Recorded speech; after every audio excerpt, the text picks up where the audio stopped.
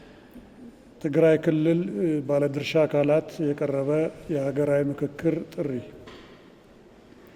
የኢትዮጵያ ሀገራዊ ምክክር ኮሚሽን በሀገራችን እጅግ መሰረታዊና ሀገራዊ በሆኑ ጉዳዮች ላይ ለሚታዩ የሀሳብ ልዩነቶችና ለመግባባቶች መንስኤዎችን በመለየት በምክክር መግባባት ላይ እንዲደረስባቸውና ተፈጻሚ እንዲሆኑ ለማድረግ የተቋቋመ ኮሚሽን ነው።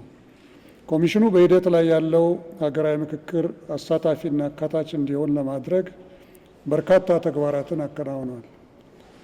በዚህም የተለያዩ የህብረተሰብ ክፍሎች ከወረዳ ጀምሮ እንዲካተቱ ለማድረግ ሰፊ ጥረት ተደርጓል።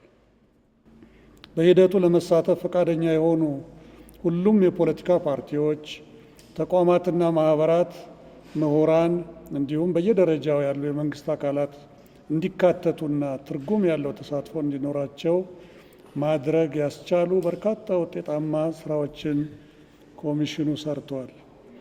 ነፃና ገለልተኛ ሆኖ በተቋቋመበት አዋጅ መሰረት ስራዎቹን የሚያከናውነው የኢትዮጵያ ሀገራዊ ምክክር ኮሚሽን የትግራይ ክልልንም እንደ ሌሎቹ የኢትዮጵያ ክልሎች ሁሉ ለማካተት እና ለማሳተፍ በርካታ ጥረቶችን ሲያደርግ ቆይቷል።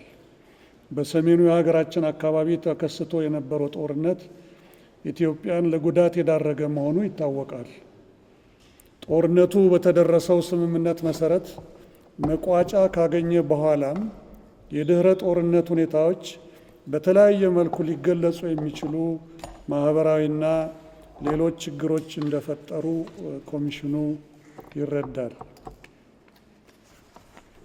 በሌላ በኩል በሂደት ላይ ያለው ሀገራዊ ምክክር በሀገራችን ኢትዮጵያ በመሰረታዊ ጉዳዮች ላይ የሚታዩ ችግሮችን በዘላቂነት ለመፍታት ብቸኛ አማራጭ ሆኖ የቀረበበት ታሪካዊ ምዕራፍ ላይ እንገኛለን። በትግራይ ክልል የሚገኙ ኢትዮጵያውያን ዜጎቻችን በዚህ ታላቅ ሂደት የመካተትና የመሳተፍ ሙሉ መብትና ኃላፊነት ያለባቸው ከመሆኑ ባሻገር ለውጤታማነቱ ከፍተኛ አስተዋጽኦ እንዳላቸው ኮሚሽኑ ይገነዘባል። ከዚህም በመነሳት ኮሚሽኑ የትግራይ ክልል በምክክር ሂደቱ እንዲሳተፍ አስቻይ ሁኔታዎችን ለመፍጠር ከክልሉ ጊዜያዊ አስተዳደር፣ በክልሉ ከሚንቀሳቀሱ የፖለቲካ ፓርቲዎች፣ የሲቪል ማህበረሰብ ድርጅቶች፣ የተለያዩ ተቋማትና ማህበራት፣ ከምሁራንና ታዋቂ ሰዎች እንዲሁም ከሌሎች ባለድርሻ አካላት ጋር ተከታታይነት ያላቸው ከ22 በላይ የሚሆኑ ውይይቶችን በመቀሌና አዲስ አበባ ላይ ያካሂደዋል።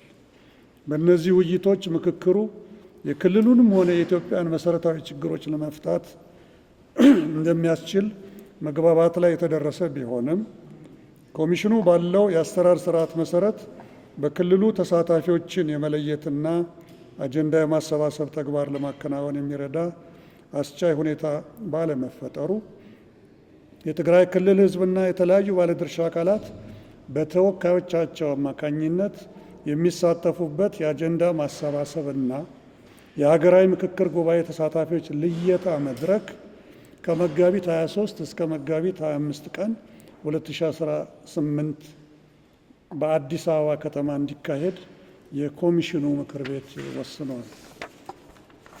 በመሆኑም የትግራይ ክልል ልዩ ልዩ የማህበረሰብ ክፍሎች፣ የፖለቲካ ፓርቲዎች፣ ተቋማትና ማህበራት፣ ምሁራንና ታዋቂ ግለሰቦች እንዲሁም የክልሉ ጊዜያዊ አስተዳደርና በየደረጃው የምትገኙ የክልሉ የመንግስት አካላት ኮሚሽኑ እያቀረበ ባለው ጥሪ መሰረት በመድረኩ በመሳተፍ ሀገራዊ ኃላፊነታቸውን እንድትወጡ ኮሚሽኑ የአክብሮት ጥሪውን ያቀርባል።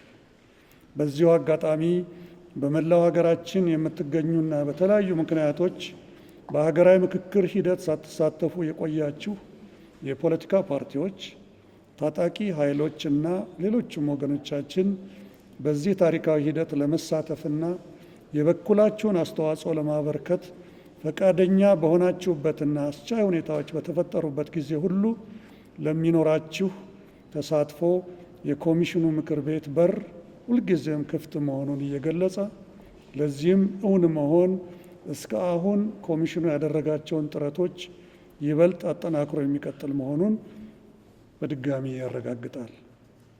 በመጨረሻም በሀገራችን የሚታዩ እጅግ መሰረታዊና ሀገራዊ በሆኑ ጉዳዮች ላይ የሀሳብ ልዩነቶችና ለመግባባቶች ላይ በመመካከርና መግባባት ላይ በመድረስ ሁላችንም በጋራ የምንኖርባት ኢትዮጵያን ለመገንባት የትግራይ ሕዝብ ተሳትፎም አስፈላጊ በመሆኑ ኮሚሽኑ የተከበረው